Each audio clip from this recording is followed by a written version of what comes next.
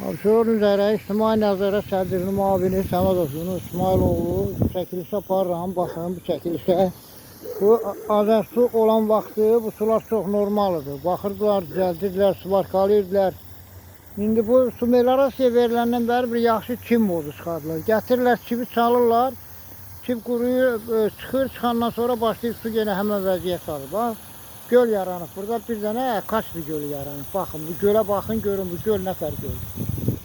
Baxın, Ceyranbatan gölünə oxşuyur.